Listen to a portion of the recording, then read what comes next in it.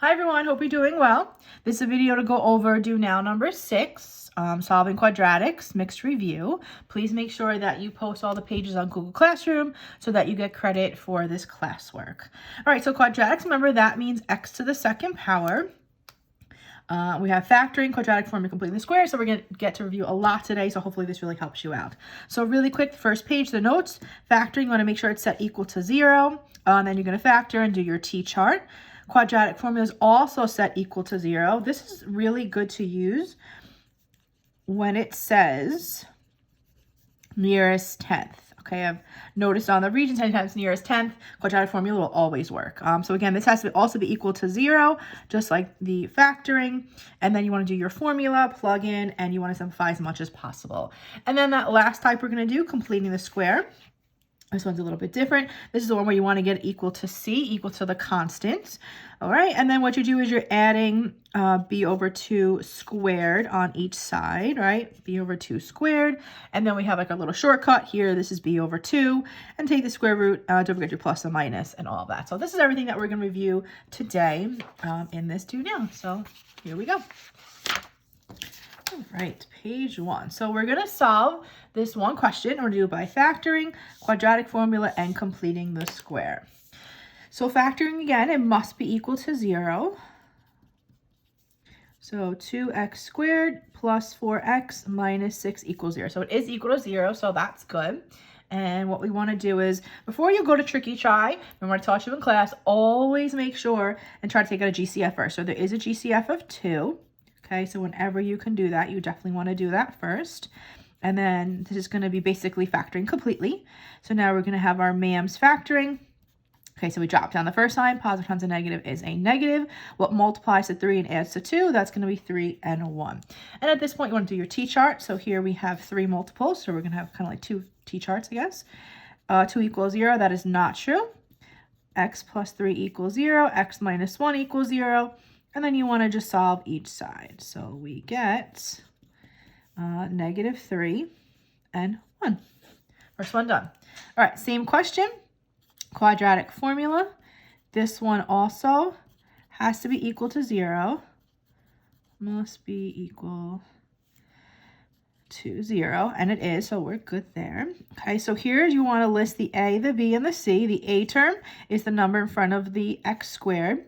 The b term is the number with the x, and then your c is your constant. Remember, this is ax squared plus bx plus c equals 0, and that's where I'm getting it from, okay?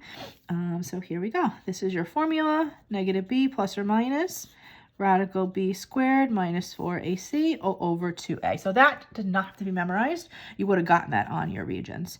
So it's the negative of 4 plus or minus 4 squared minus 4 times 2 times negative 6 all over 2 times 2. So the negative of 4, it's basically negative 1 times 4, so negative 4 plus or minus 4 squared is 16. Okay, then I'll take care of all my multiplying next. So negative 4 plus or minus 16. So negative 4 times 2, negative 8, and then negative 8 times negative 6, careful, is a positive 48. Okay, just be careful with those signs. All over 4. So negative 4 plus or minus radical 64 over 4. Square root of 64 is 8. So negative 4 plus or minus 8 over 4. So at this point, you could actually simplify this. You could divide all these by 2 because they're all divisible. Or you could just split it up right away. So we're going to do a plus version and we're going to do a minus version. So it's really up to you. So 8 minus 4 is 4 and 4 divided by 4 is 1. Negative 4 minus 8 is negative 12 divided by 4 is negative 3. So the same 2 answers as this one over here, which makes sense because it's the same question. All right, last one. Now we're going to do the same exact question, completing the square. And remember, this one must be equal to the constant, okay? And have a linear term. And a equals 1, okay? So it has to have a linear term. We've got to get this constant on the other side. Okay, 2x squared plus 4x equals 0. And most important, a has to be equal to 1. Okay, completing the square, unlike factoring quadratic formula with quadratics, again, remember this is quadratics because it's squared, by the way. That's how you know it's quadratics. Completing the square only works if this is a 1. Quadratic would work if it's not. Factoring would work if it's not, as you could tell. But completing the square has to be a equals to 1. So this is the one we just needed the extra first step of dividing. And you could have divided first. That would have been totally fine. All right, so now we want to add the b over 2 squared on both sides. So this is your b term. So b over 2 squared. Again, that's b over 2 squared to both sides. So we have x squared plus 2x plus 1. Right, 2 divided by 2 is 1. 1 squared is 1. And then our shortcut over here, okay, we'll combine those same exact time. X, bring down the sign, and it's half of this. So half of 2 is 1. If not, you could have factored it like this and you would have seen x plus 1, but this is a perfect square trinomial, so we can just do this quick shortcut. All right, so once you have it set up like this, you take the square root of both sides, and the most important thing, and the thing we kind of always forget, is that plus or minus, so don't forget it. And now we get our two cases, so x plus 1 equals 2, x plus 1 equals negative 2, x equals 1, and x equals negative 3. Again, the same answers as all of them, or as the previous two, because it seems that question. All right, so one question, done factoring, quadratic formula, and completing the square. So here we go. Let's do some more. Okay, quadratic formula. So it's equal to 0. That's good. So we have our a term is 2, our b term is negative 8, and our c term is technically 0 because it's not there. So x equals negative b plus or minus radical b squared minus 4ac all over 2a. Okay, so negative of negative 8 plus or minus negative 8 squared. Careful, make sure that you have that parentheses. Let me zoom in a little bit, you can see a little better. It's so important because the fact that it is negative, so be really careful. And then 2 times 2. So the negative of negative 8. So negative 1 times negative 8 is positive 8 plus or minus the 64. Remember, if you're going to put it in the calculator, use those parentheses. It's going to give you the wrong answer if you don't. Minus 4 times 2 times 0 over 2 times 2. So we have 8 plus or minus radical 64 minus, okay, that's 0 over 4. So it's 8 plus or minus radical 64 over 4. Again, we have a nice perfect square, just like the previous one. So that's 8 plus or minus 8 over 4. Again, at this point, you could essentially divide all these by 2. Okay, so this could be 8 divided by 2 is 4. Actually, they can all be divided by 4, excuse me. 8 divided by 4 is 2, 8 divided by 4 is 2, and 4 divided by 4 is 1. So you could really simplify, just like up here, you could simplify all these by 4. So this would have been negative 1 plus 8 divided by 4 is 2, 4 divided by 4 is 1, and then simplify that, and you would have gotten those same two answers. So same thing here. Simplify it, or you don't have to. You can go right to the splitting. I don't really think it matters. All right, so 8 plus 8 is 16. 16 divided by 4 is 4. And here, 8 minus 8 is 0. 0 divided by 4 is 0. So our two answers are 0 and 4. All right, completing the square. If I remember, a lot of you actually liked this way. Okay, so we already have it equal to the constant. We have a linear term. We have first power. So now we just solve. So x squared plus 6x plus b over 2 squared. B over 2 squared. 6 divided by 2 is 3. 3 squared is 9. I actually like this way too. X plus 3 squared. 9 minus 2 is 7. Square root of both sides. We already know that's not going to be good. So x plus 3 equals plus or minus. That does not simplify. Okay, a non-perfect square, irrational. So we just leave it like that. And that's okay. We've done questions like this. So we have a positive radical 7. And then we have our negative radical 7. But we're still going to solve. Okay, negative 3 plus radical 7. If you had this on a Regents, it would have said like simplest radical form. Something like that, it would have said. And then you would have known your answer would have been radical. So those are the answers, but you know, as I taught you in class, the Regents likes to usually put it together. So that's what we're going to do here. All right, question 3 done. Moving on to question 4. Quadratic formula again. So it's equal to 0. We don't have to worry about the x squared, so we're good. A is 2, B is negative 8, and C is 5. So each one of these have something a little bit different in them. So negative b plus or minus radical b squared minus 4ac all over 2a. So it's the negative of negative 8. So did we just have that in the other one? plus or minus radical negative 8 squared. Again, so important, parentheses, big deal, be careful. 4 times 2 times 5 over 2 times 2. So that's the negative 1 times negative is positive 8. We already know this is 64. All right, so what do we have? We have 8 plus or minus radical 64. Okay, so negative 4 times 2 is negative 8. Times 5 is negative 40. Just careful, watch those signs. So that's going to be 64 minus 40 is 24. All right, so this one is one where this is not a perfect square, but it is not, it can actually be simplified, unlike the 7, which couldn't be simplified. So the radical 24, remember how we do this. We multiply two numbers that multiply 24, 24, one is a perfect square, so that's 6 times 4. 6 times 4 is 24, 4 is your perfect square. Oh, actually, I always made you put the perfect square first, so let me swap those. And then it's going to be 2 radical 6. So we're going to take this radical, and we're going to replace it with this, okay? So 8 plus or minus 2 radical 6 over 4. Now, you can actually simplify this, and I think for this one I will, since I didn't really show it on the other ones. I'll show it on this one.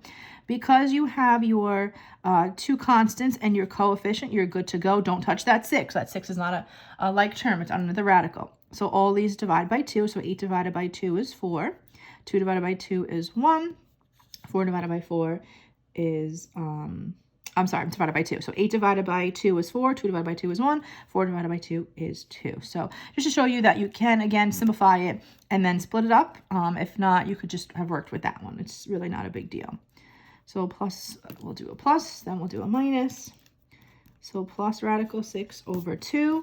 And then x equals 4 minus radical 6 over 2. Well, actually, you can't go any further because you can't simplify 4 and 2 because there's no number here other to simplify it. So actually, this right here, back to what we had up there, that is the answer because I put these two back together and we get the same exact thing. So that was actually your answer up there. So I guess it's kind of good that we simplified right away. All right, number 5, vertex form. Oh, we haven't done this in a long time. Complete the following vertex form, completing the square. Okay, notice that f of x, okay? I promise you we have done questions like this before. Promise. All right, so x squared plus 6x minus 2 equals f of x. So we're going to move that constant over first, okay? We have our x squared, we have a linear, so we're good to go. Constant gets moved over. X squared plus 6x equals, remember, you can't combine a 2 and an f of x, but you have to keep bringing down the f of x to do this vertex form. So we're going to do our completing the square. So that's plus, what is that, 6 over 2 squared equals f of x plus 2 plus 6 over 2 squared. 6 divided by 2 is what? 6 divided by 2 is 3. 3 squared is 9. F of x plus 2 plus 9. All right, so quick way we do is just half of 6 is 3. Okay, this is half of b, and then 2 plus 9 is 11. All right, now what? So vertex form means you want to get the f of x by itself, so we're going to move that constant over. Okay, notice I didn't really solve anything else like I did for the other one, just leaving because it's f of x. And then I'm going to flip the order, okay? So I'm going to have f of x plus 3 squared minus 11. So we haven't done this, again, in a really long time, but I hope that looks familiar. To get your vertex, let's see, do you remember? So it was opposite of x, but the same as y. So if you got negative 3, negative 11, you would get it correct. And you could actually even check this on the calculator, even from the beginning. You could put this original in, x squared plus 6x minus 2, and then you go to your table and you look for the symmetry. So you see how this is symmetric right here, negative 2, negative 2, negative 7, negative 7, and then you have your symmetry in the middle. That was your vertex that I taught you, okay? Really, any of these could have also been checked in the calculator. I mean, these ones are really kind of be too hard because they are radicals and stuff like that, but over here, quadratic formula, this could have been checked in the calculator. You could go y equals 2x squared minus 8x. And for here, what you're looking for is you're looking for where y is 0. So if you notice, y is 0 at 0 and y is 0 at 4. So those were our two answers. So all of this, there's always a way to check it on the calculator. All right, 6 and 7, absolute value. Oh, I guess these snuck in there. Sorry, those are not quadratics, but they're absolute value, so this got snuck in. All right, so this is the one where you wanted to do two cases. So when we did our two cases, what we did is we changed the outside and not the inside, and we took away the absolute value. So take away absolute value lines, I guess I'll just call them, and then only change the outside, never the inside. Okay, so again, all we did was this +4 stayed here, and then we also had another case, which is -4. So just remember that. All right, so we have -2, and it looks like we have -10 as our two answers. So number 7, I actually never taught you guys in class, but I just wanted to show it to you. It's kind of a more upper level, but notice it's an equal, this has a less than. So here's how you do this. You do keep it consistent. You keep this exactly the same. But for the next one, because you're changing this to -4, it's kind of, think of it kind of like you're multiplying by a negative. And you should know whenever you multiply or divide by a negative with inequalities, what do we always have to do with that? Well, we had to change the direction. So change direction because it's becoming a negative number. So this is more definitely upper level, something you'll see probably like in algebra 2, but you could just say I showed it to you first. So x is less than -2 and x is greater than -10. All right, 2 more quadratics and then we are done with now number 6. All right, what is a quadratic? No, which of the quadratic functions has a narrowest graph? Okay, so if you remember, let's see, what did I teach you? What were the rules? If the number in front is greater than 1, so if you multiply by a big number, it actually gets smaller, it actually gets narrower. And if you multiply by something that is kind of like a decimal, something small, it actually gets wider. Remember, this way is narrower, and this way is your wider. You could definitely graph all in calc to check. That's also going to be another way to do this. But basically, we'll just go through it. Okay, so if you notice, these ones right here have negatives. Okay, and you have to look at the negative opposite, or not opposite, but, look at it not as a -0.8, but the negative separate from the 0.8. Look at the negative separate from the 8, the negative separate from the 7, because they're negative. Hopefully you guys remember this. This meant reflect over the x-axis, okay? So basically, pretend the negatives are not there at all. Which one is going to be the most narrower? Okay, the narrowest is going to be basically your biggest number. So what's your biggest? 0.8, 8, 7, or 2/9. So the biggest is right there, okay? So what you're looking for, I guess you could think of it this way. The greatest, right? We take the biggest absolute value of the coefficients, biggest absolute value, okay? And again, we could really quickly put them all into the calculator. -0.8 x squared, -8 x squared, -7 x squared. I'm gonna put this in parentheses, and we could just see which one is the narrowest. So that's your first one. That's choice B. That's pretty narrow, as you can tell. Choice C, it's close, but it's a little bit wider. And choice D. So obviously choice B is the winner. All right, last but not least, which is an equation the parabola is shown. So you know you've done these a whole bunch. This is going to be your work backwards question. So we're going to work backwards from those roots. Remember, those are called roots, solutions, x-intercepts, and zeros. They have a bunch of names, okay? And hopefully you notice right away this is upside down. And upside down must be -x squared. So C and D are already out. All right, so we have our two roots. So I'll write them here. So x equals -1. X equals 3, okay? And we're going to work backwards. Work backwards. I don't know why I made this so high. We don't need something that big. Okay, so if it's negative here, it's going to be plus here. If it's positive here, it's going to be negative. Opposite. So you're going to double distribute. -3x plus 1x minus 3 equals 0. Combine like terms. X squared. X squared, x squared, x squared minus 2x minus 3 equals 0. Okay, so the only thing you had to be careful with this one, this is your toughest one, is you had to actually multiply by a -1. The reason we had to multiply by the -1 is because it's upside down. So now it's going to become negative x squared. Otherwise, if it wasn't upside down, you just skip this step.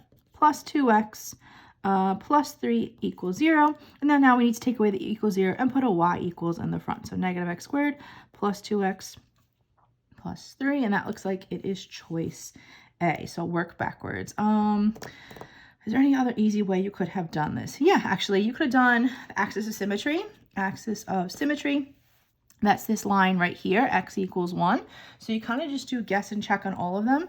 Remember, axis of symmetry is negative b over 2a, not to be considered confused with b over 2 squared. So if I just show you how this one works, it's the negative of 2 over 2 times -1. And that's negative 2 over negative 2, which is x equals 1, which is correct. That's what the axis of symmetry was. So that's how you know that's the answer. The only other thing you could do, let's see, put all equations into y equals. You could do that. And you can look for the vertex. I guess we could do it that way. Vertex is 1, 4. Or you can look, you can look for these, right? So -1, 0, and 3, 0. So I'll just show you that really quick, and then we'll be done with this one. I'll show you the answer. So anytime on multiple choice on the Regents, negative x squared, you could do it any way you wanted to. Plus 3, and go to the graph, and we have -1, 0, and you have 3, 0. You have your axis of, you have your vertex, excuse me, right here in the middle at 1, 4. So that's just doing it the calculator way. So, all right, hopefully all of that helps you. If you have any questions at all, please reach out to me. And don't forget to post this on Google Classroom, all these pages, so you get credit for today's classwork. All right, have a great day. Bye.